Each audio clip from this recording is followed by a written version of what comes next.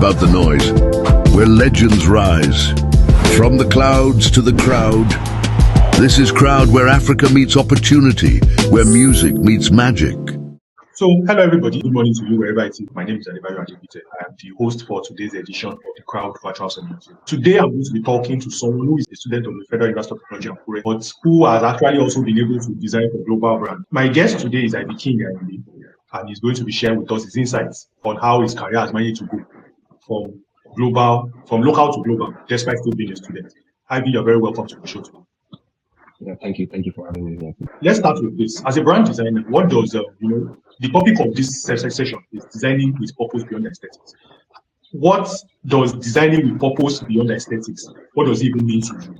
First of all, designing with purpose simply means creating visions that are intentional. You can make a design that's really catchy, and when people say they're like, "Oh, I like this design," but you have to look: is this design intentional? Is it passing across the message I'm trying to pass across? If you're making a design for a song that is trying to reflect emotions or certain type of feeling, your design has to also give that. You understand? The design has to give that. So designing with purpose is just being intentional about your design beyond the aesthetics. It has to pass across the message that the design is that the body of work is trying to pass across, and it also has to give the viewers the feeling that they're expecting from the song. Like I said, if you're making a design for let's say a love song, your design has to be able to give that feeling of a love song that okay, yes, this is what I'm trying to pass across. Not that the song is in this direction and the design in this direction. So that's basically what designing beyond the aesthetics is, and also designing with a purpose, and also it also involves branding. It also involves branding. When you're designing, you have to look at your clients or wherever you're working for. Look at this what we call branding that every artist I feel like should have, and that is a certain type of way they want their stuff to look like. So you have to look at the artist and look at how how they perceive things, how people perceive them. Like for example, if you're making a design or for let's say an artist like Remo, it's really gonna be different from when you're making a design for let's say someone like Davido, because you look at the two of them, their branding is different. Though they're both artists, but their branding is different. So that is what designing with a purpose is: being intentional about your design, being able to show the branding of whoever you're working for, and being able to pass across the message they're passing across beyond their music, but passing it across with your visuals. Well, very, very beautiful piece of insights. Thank you very much for that. The next question again is going to be around creating a narrative. We're talking about African music. What roles do you think a brand designer plays in portraying the richness and the again vibrancy of African music? What do you think brand designers are doing enough of this? I mean, African brand designers in this case. Doing this because first of all, I always say this: when they want to get to your body of work, they first of all see, let's say the design, or they see the video before they listen to whatever.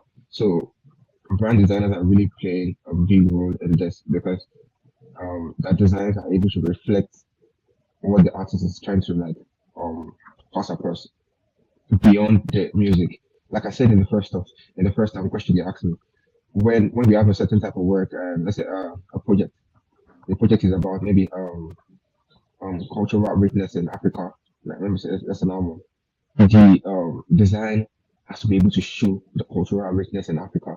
So if the design is not playing that, then it's not going to give a certain feel that the body of work is giving. So I feel like brand designers are able to do that, like they are doing that already. Again, well, I mean, thank you very much for that. So the next question I'm going to be asking you is around, okay, so moving from the generic discussions we're having now to personal discussions around your own post. How do you convince people you are working with, be it an artist, be it an international brand, that well, it's not just about being catchy or about looking good or about being attractive. It's also about telling a story and creating a narrative, just as you said before. So first of all, I let them know that design is a strategy. Basically, design is a strategy, and if you're going to be designing, you have to know that design is based on perception. It's based on perception. Like this particular person can see this design and not like it. This other person can see the design and not like it. So if the client is telling me this, I'll let them know that that might be your own opinion about it. But when you look at the general market, this design is basically a branding for you. You understand? I'll let them know that this design is actually telling a story. It's beyond your own perception. It's telling a story that if the masses, other people say it, they're going to be able to get a certain feeling from the design. I'll let them know that, and I also let them know that design builds a community. So if you design, you also have to you have to look at the community that you're trying to get into. You have to look at the community you're trying to get into because your designs can, like I said, your designs are able to pass across messages. So when the community builds an interest in your design, it gives a certain type of feel to it, yeah. And design also drives value. Design drives value. When people look at your design, they can tell, let's say, the quality of the work. The thing with so many upcoming artists today, they really don't want to invest in the design.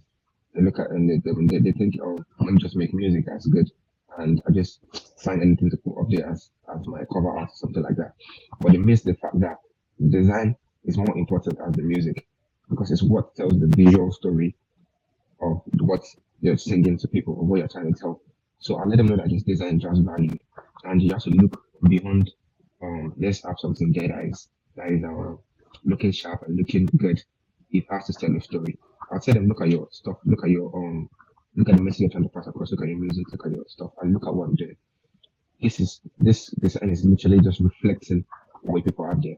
And I also let them know that when you have things like cover art are going to be there for a long time. Like I mean, might probably be there forever, 15, 20, 30 years.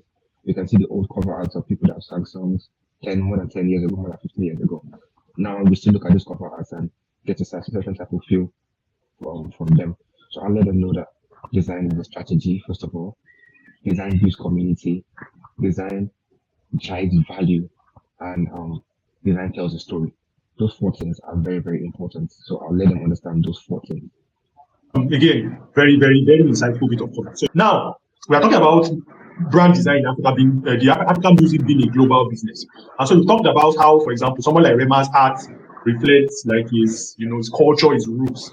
But then in the global space, you are going to be dealing with many people who are necessarily not, African, who can relate to those kind of experiences that the Nigerian audience can relate with.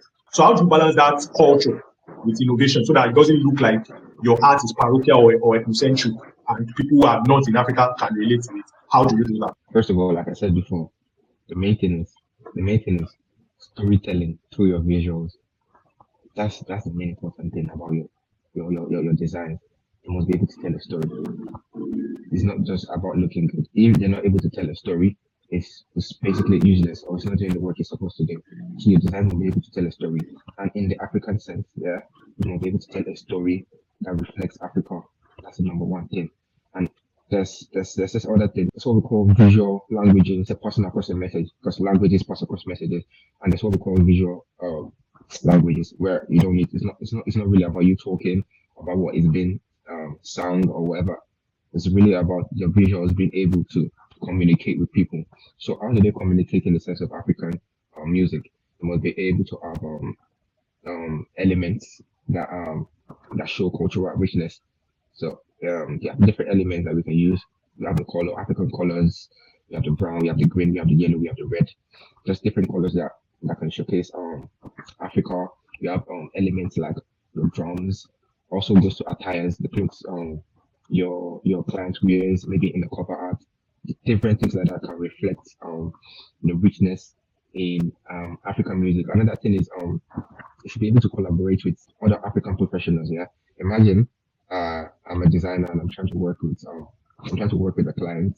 I need the expertise of some other people in the industry, like the people that do the 2D, the people that do 3D. We have people that paint different things. So when you're trying to like outsource for people like that, you don't need to go to the foreign scene to look for people like that. You collaborate with the local artists that are here because they will be able to understand this knowledge or this vision that you're trying to get. They'll also be able to understand it. So you don't need to go to the foreign scene to look for to outsource for other professionals to collaborate with. You come down to the local level and you look for people around that same niche that you can collaborate with. Thank you very much again for that. So far, so good. Thank you very much. It's been a very amazing time with you. So I'm going to be going to the next question straight away. So the question that I'm going to be asking is around online communities. How do you think online communities help in building professionalism and and training and skills for upcoming brand designers like you? Of course, I mean, I know that you've done international stuff. Of course, you still regard yourself as some sort of upcoming, so that it doesn't look like you made it and all and all. So, but the question really is, how does community help in your own process? In the creative sense generally, when you're in the midst of other people who are creatives, you learn to be better. That's a definite thing. You always get better, you learn new things because you're among people that think alike, that think in the same sense, that doing the same thing that you do, that understand the thing that you do. Because the way they think is different from the way a random person who is outside the creative space would think. So first of all, being there will help you get new experiences, will help you develop yourself because you see people that are better than you, see people that you are better than, so you are able to combine those things that you have learned and make it use it to the betterment of yourself. And number two, it also helps in opportunities. It helps with job opportunities. Like imagine in a community where we have different creatives who let's say a graphic designer, a videographer, a colorist, and different people like that.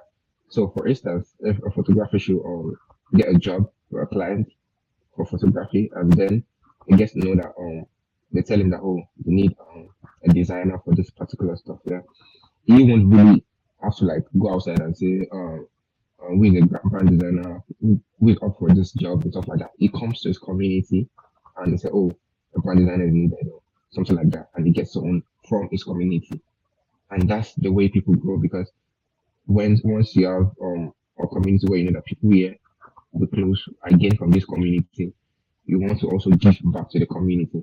So for you now as a brand designer and you get a job there, when is your own turn and you see an opportunity for let's say a videographer, yeah, they're looking for a videographer. You also go back to your community and you get a videographer from your community. So basically that's how the cycle goes and people in that community and space just keep getting job opportunities because they are in that space. So community is very important in number one, job opportunities, and number two, in self development in your craft and your creativity. Yeah. Mute. Thank you very much for exposition on the role of community. That is part of what we're also building our crowd. We're trying to build a community of music industry professionals, not just creatives, not just brand designers or video editors or whatever. We're also assembling business professionals like lawyers, artist managers, booking agency, and to just ensure that it's not just about the creative experience itself, but also you must also learn how to be a business. You must also like put a purpose, put a brand. And I'm happy you talked about branding your word because you must also be able to put a brand behind your name, as someone like you, for example, has been able to do, which is part of why you are part of this conversation.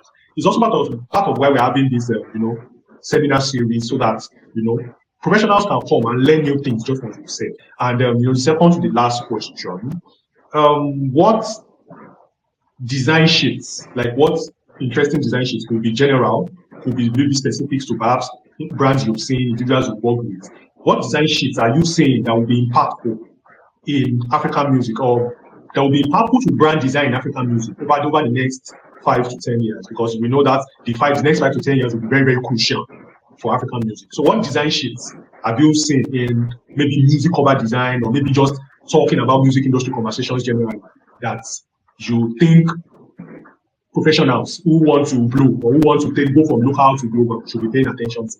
First thing I've noticed is the use of animations in design in the music scene. I've noticed that Rema has been doing that for a couple of years now, and I can see so many artists now doing it. So many artists have been doing it. The use of animation because and there's a feeling you get from animation that is different from normal designs. Yeah, and this mix of colors and everything that animation just gives a different feeling. So to your design and to your music. And the second one is I don't know what to call it, but I'll call it Afrofuturism. Yeah, that's just being able to like shape your designs to look in a future sense. I don't know. I really not explain it, but an example is Black Sheriff. I think he did that in his last project where he had this African look, but he still gave it this futurism vibe with all this metallized and metallism that he puts in the old stuff. Yeah, I think I think Ronald Boy did it in Sitting on Top of the World, giving it this sense of futurism. You understand what I'm saying? So yeah, I think those are the two things I've noticed. And another thing I've noticed is the use of um photography to express itself. Raw emotions pass across through um photography. I've noticed that in Time's last album, Born in the Wild, when you look at it, there wasn't too much of designs done on it. You just get a certain feeling when you look at it. And I think for Wizkid's album Made in Lagos, he also did it there. It's just that raw feeling that you get from it based on the photography that was there. Okay, so yeah, thank you very much. I know I did actually pick up the Afrofuturism kind of thing.